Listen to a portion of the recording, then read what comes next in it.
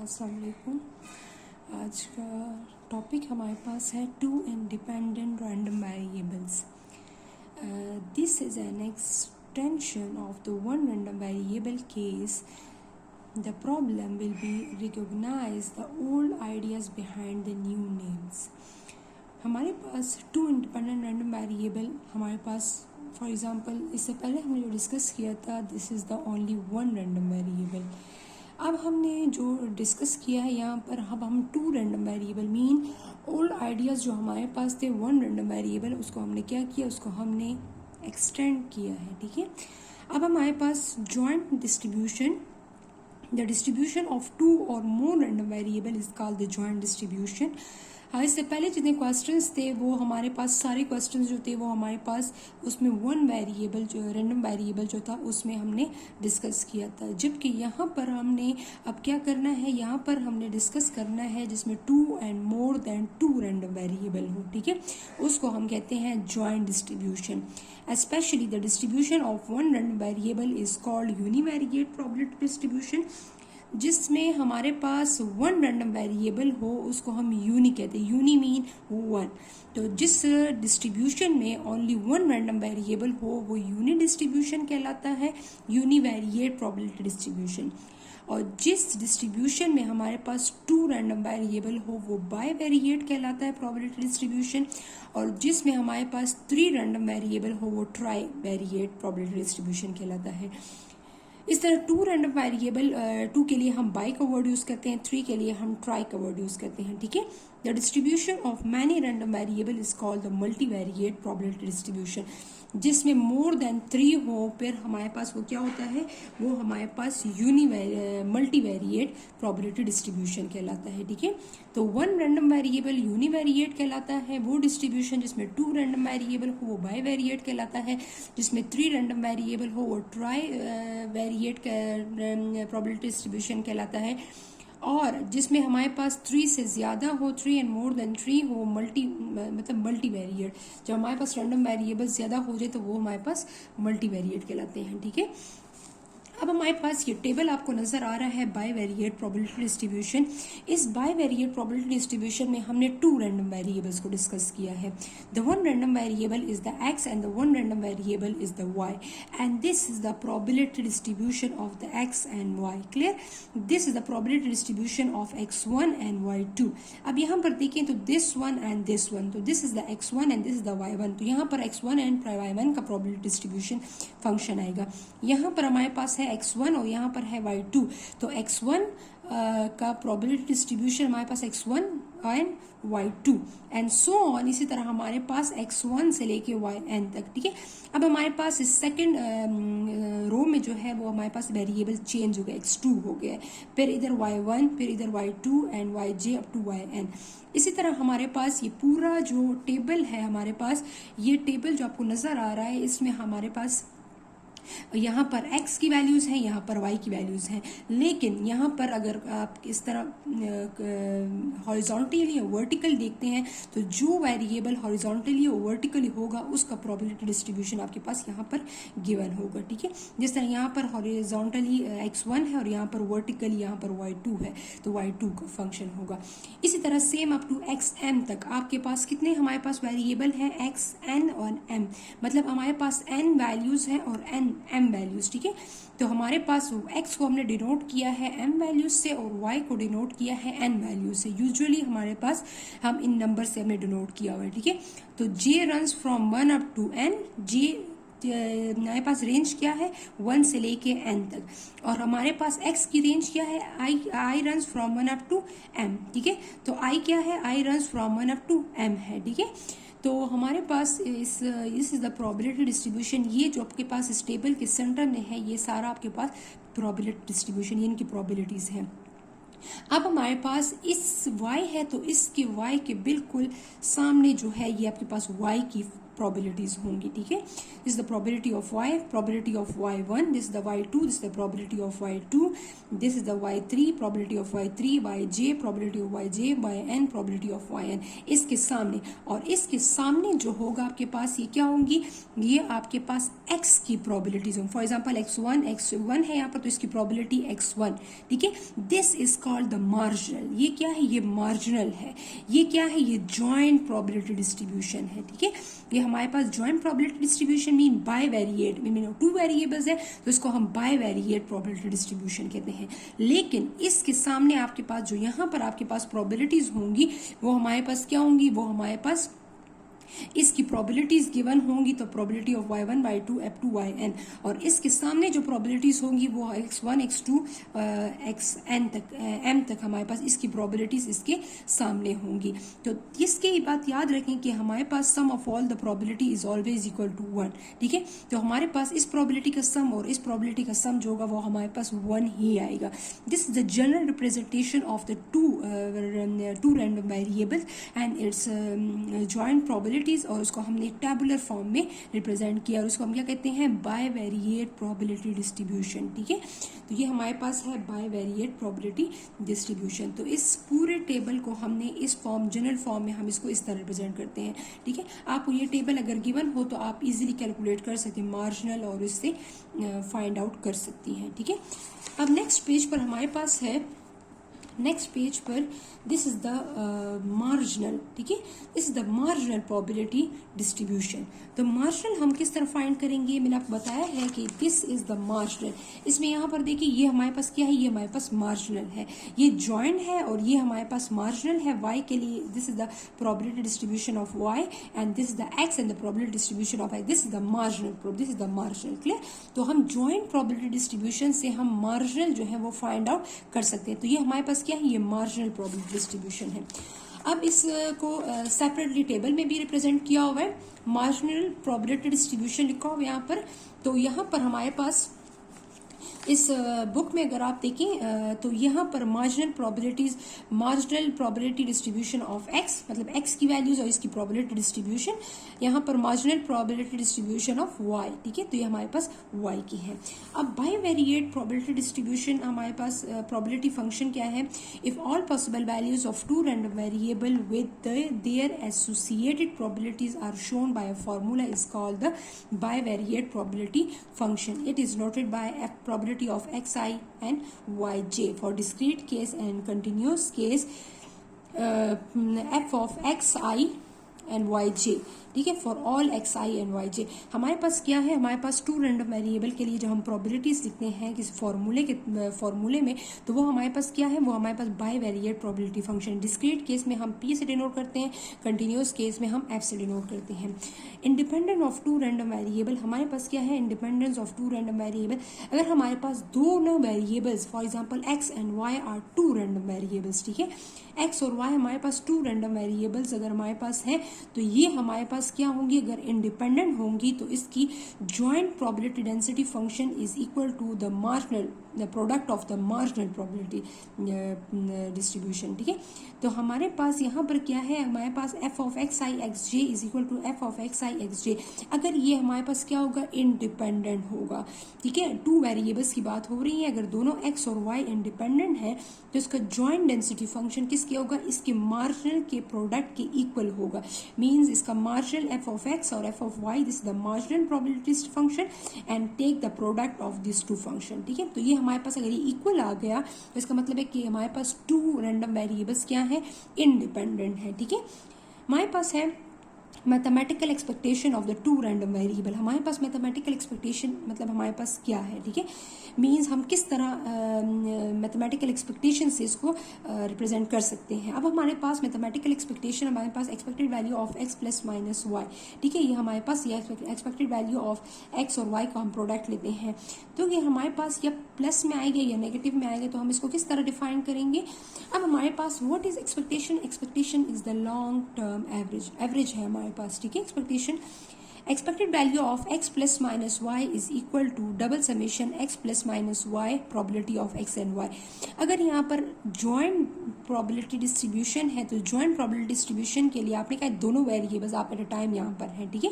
तो यहाँ पर अगर प्लस होगा तो आपने यहाँ पर प्लस लगाना है, अगर यहाँ पर माइनस हुआ तो आपने यहाँ पर माइनस लगाना है। Probability summation x I and Y j and probability of x i y j mean this is the joint probability function, ठीक है। तो हमारे पास यहाँ पर समीशन डिस्क्रीट के केस में हम समीशन यूज करेंगे एंड कंटिन्यूअस केस में हम क्या यूज करेंगे, इंटीग्रल यूज करेंगे। और इंटीग्रल के साथ d x i d y जो है वो जरूर लगता है।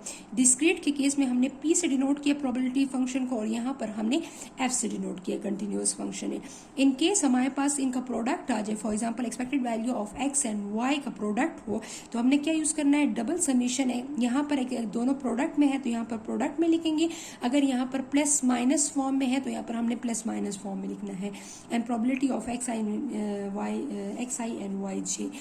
डिस्क्रीट केस में हमारे पास क्या है, डिस्क्रीट केस में ये दोनों क्या है हमारे पास, यहाँ पर समीशन यूज हुआ है। कंटिन्यूअस केस में क्या है, कंटिन्यूअस केस में यहाँ पर हमारे पास इंटीग्रल यूज हुआ है, ठीक है। In continuous case we use the integral. Expected value of x y means x y दोनों का हमारे पास क्या है, यहाँ पर प्रोडक्ट है। मीनिंग हम यहाँ पर हमने एक्सपेक्टेशन हमने दो मेथड से यहाँ पर डिस्कस किया है। Expected value of x plus minus y एक सम में और एक माइनस में और यहाँ पर एक प्रोडक्ट में हमने डिस्कस किया है। अब हमारे पास नेक्स्ट हमारे पास आता है हमारे पास properties of mathematical expectation of the two random variable. अब हमारे पास प्रॉपर्टीज क्या है, प्रॉपर्टीज हमारे पास है कि हमारे पास let x and Y are two independent random variable and then they jointly have the following properties. अब हमारे पास यहाँ पर अगर x और y कहते हैं अगर इंडिपेंडेंट हो, इससे तरह पहले भी हमने मैथमेटिकल एक्सपेक्टेशन की प्रॉपर्टीज की थी वेरिएंस के लिए भी और हमने मीन के लिए भी प्रॉपर्टीज की, जिसमें हमने कांस्टेंट क्वाड्रेंट सब्ट्रैक्ट किया था। तो इसी तरह हमारे पास क्या है, हमारे पास इसी तरह प्रॉपर्टीज हमारे पास है टू रैंडम वेरिएबल्स के लिए। अब हमारे पास टू रैंडम वेरिएबल्स के लिए हमारे पास प्रॉपर्टीज क्या है, let x and Y are two independent random variable. हमारे पास एक्स और वाई जो है वो टू इंडिपेंडेंट रैंडम वेरिएबल है और हमने क्या करना है, इनकी jointly have the following properties. Means हमने यहाँ पर इसकी प्रॉपर्टीज जॉइंटली प्रॉपर्टीज को डिस्कस करना है। लेकिन हमारे पास एक्स और वाई क्या है, दोनों इंडिपेंडेंट रैंडम वेरिएबल है। क्लियर दिस पॉइंट, ठीक है। इंडिपेंडेंट मीन इन दोनों का आपस में कोई भी रिलेशन नहीं है, मीन इंडिपेंडेंट है। तो first property is the expected value of the sum of the two random variable is equal to the sum of the expected value of the individual random variable. Means the expected value of the x plus y is equal to the expected value of x plus expected value of y. अगर हमारे पास x और y independent हो तो इसका हमारे पास the sum of the two random variable and the expected value of the sum of the two random variable is equal to the expected value of the first random variable plus the expected value of the second random variable. Clear? अब हमने इसको proof करना है। कैसे proof करेंगे? By definition हमने इस side से स्टार्ट करना है, इस साइड को हमने प्रूफ करना है। Clear this point? Right hand side से हमने स्टार्ट करना है और लेफ्ट हैंड साइड को हमने प्रूफ करना है। अब हमारे पास यहाँ पर स्टार्ट करते हैं expected value of x plus y. What is the expected value of x? According to the definition double summation x plus y probability of x and y. Clear? तो x plus y and probability of x and y. What is I? I runs from 1 up to m and j runs from 1 up to n. Mean हमारे पास कितनी observation है, इसमें m observation है, इसमें n observation है, ठीक है। Generally हम m और n से डिनोट करते हैं। अब हमने क्या करना है, इसको अलग मल्टीप्लाई करना है इसके साथ, फिर प्लस लगाना है, फिर इस वैल्यू को अलग मल्टीप्लाई करना है इसके साथ। लेकिन समीशन इस पे भी अप्लाई होगा जब इसके साथ मल्टीप्लाई होगा और ये समीशन इस पे भी अप्लाई होगा जब इसके साथ मल्टीप्लाई होगा। इसको मैंने क्या नेम दे दी, इक्वेशन 1। अब हमने क्या करना है, कंसिडर, पहले इसको सॉल्व करेंगे फिर इसको सॉल्व करेंगे, इसके बाद हमने इन दोनों का रिजल्ट अगेन इसमें पुट करना है। कंसिडर हमारे पास इस फर्स्ट को मैंने ले लिया है double summation x I probability of x I and Y जे।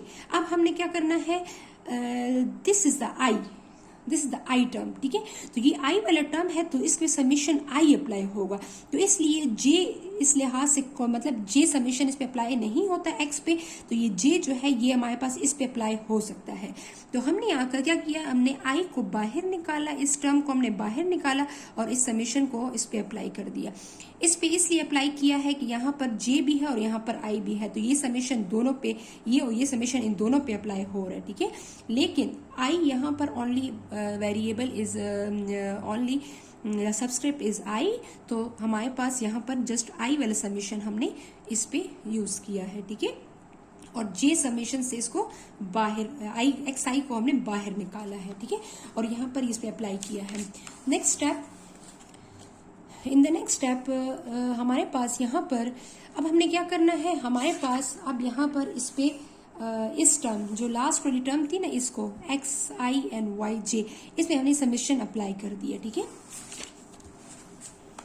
इसमें मैंने समीशन अप्लाई कर दिया, तो समीशन क्या था मेरे पास, समीशन मेरे पास वाई पे था, तो मैंने वाई पे समीशन अप्लाई किया, मींस प्रोबेबिलिटी, यहाँ पर प्रोबेबिलिटीज पे समीशन अप्लाई किया, तो y1 y2 and up to yn, i runs from 1 up to n था y के लिए, और j के लिए i runs from 1 up to n था, और i के लिए i runs from 1 up to m था। तो हमने यहाँ क्या किया, यहाँ पर हमने i runs from 1 up to n x i, और इस पे मैंने प्रोबेबिलिटीज जो हमारे पास y की रेंज थी, इस पे मैंने क्या किया, इस पे मैंने समीशन अप्लाई कर लिया, ठीक है।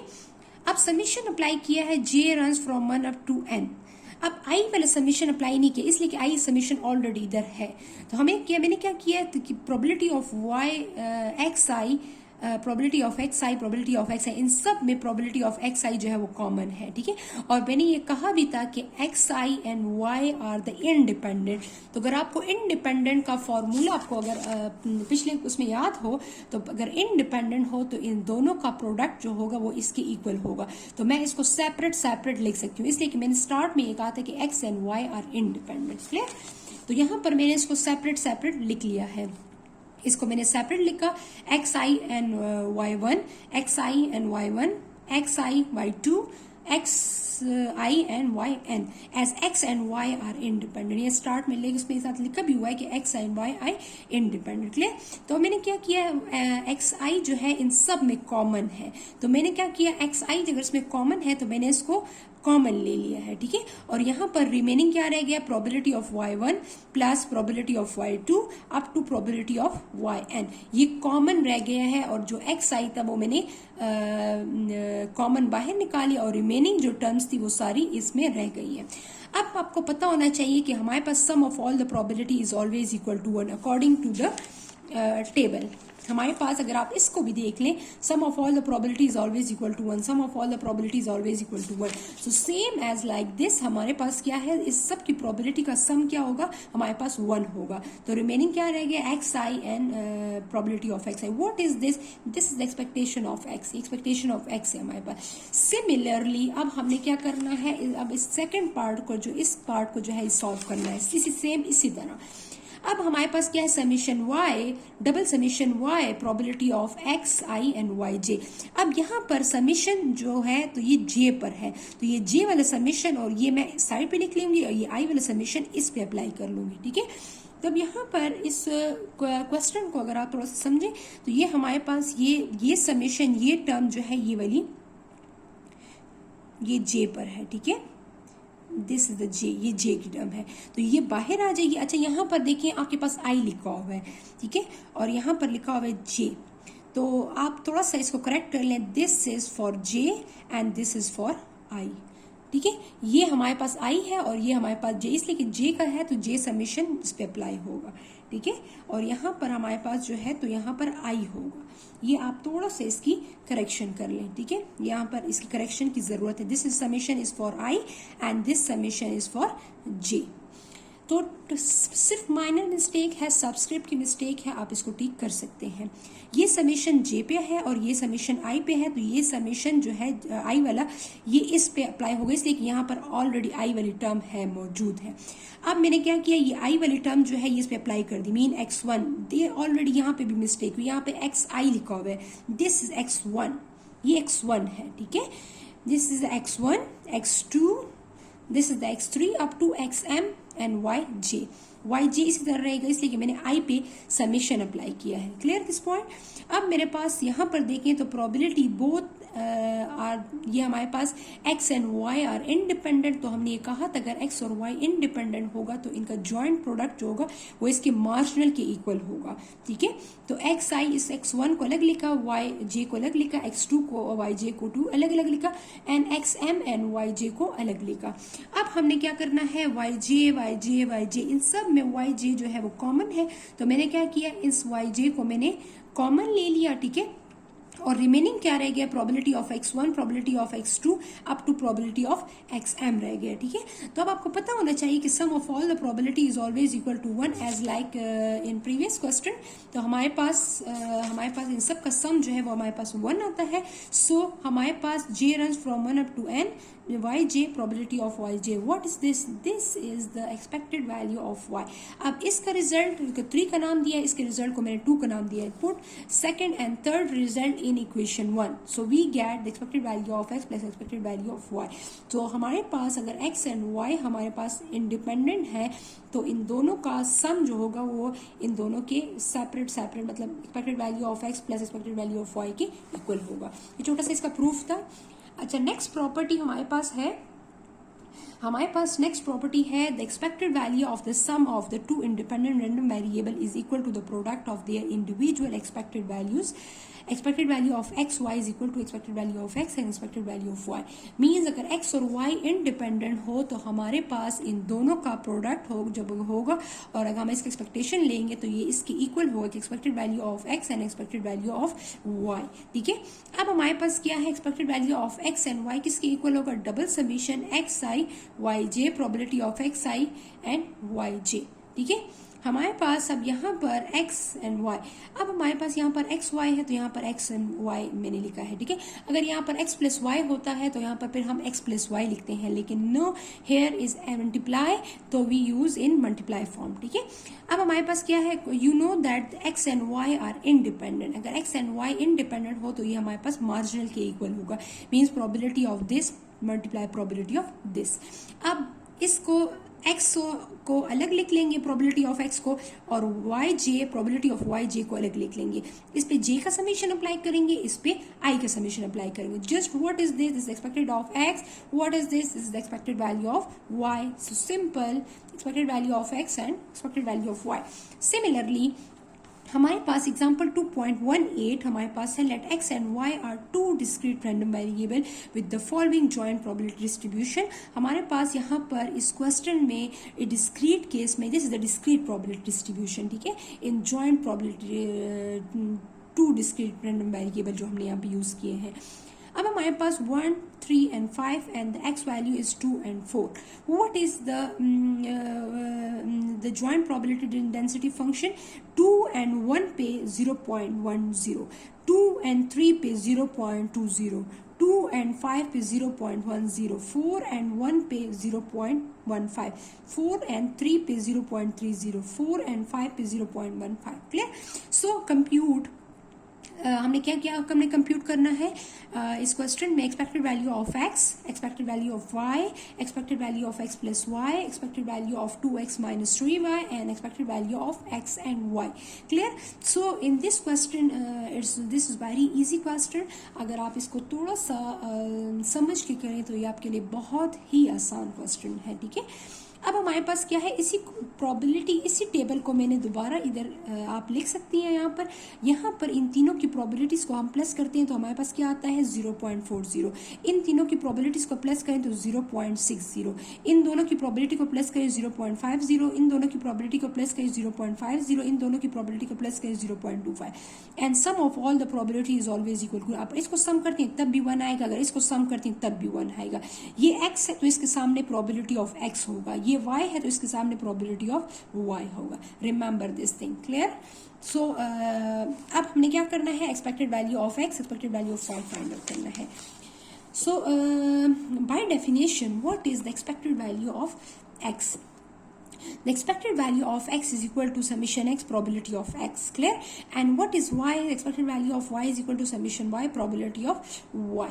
So x and probability of x is multiply and then take the sum. So what is x? हमने हमारे पास x की क्या वैल्यूज हैं 2 and 4. तो x को मल्टीप्लाई करेंगे किसके साथ 0.40 के साथ, फिर प्लस लगाएंगे, फिर 4 को मल्टीप्लाई करेंगे 0.60 के साथ. इसलिए 2 को 0.40 के साथ मल्टीप्लाई किया, फिर प्लस लगाया है मैंने. आप इसको ब्रैकेट में लिख सकती हैं, ठीक है. और इसको ब्रैकेट में लिख लें. 2 को मल्टीप्लाई किया 0.40 के साथ, फिर प्लस लगाया है, फिर 4 को मल्टीप्लाई किया है 0.60 के साथ, ठीक है. तो इन दोनों को मल्टीप्लाई करने से ये आंसर आता है, फिर प्लस एंड फिर पहले आपने मल्टीप्लाई करना है, रिमेंबर, ठीक है. ऐसे ना हो कि आप इसको मल्टीप्लाई भी करें प्लस भी करें तो आपका आंसर टोटली रॉन्ग आएगा.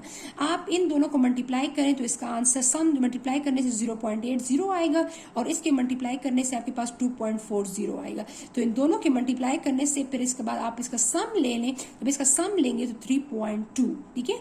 अब what is the expected value of y? The expected value of y is equal to summation y probability of y. Clear? So what is the y?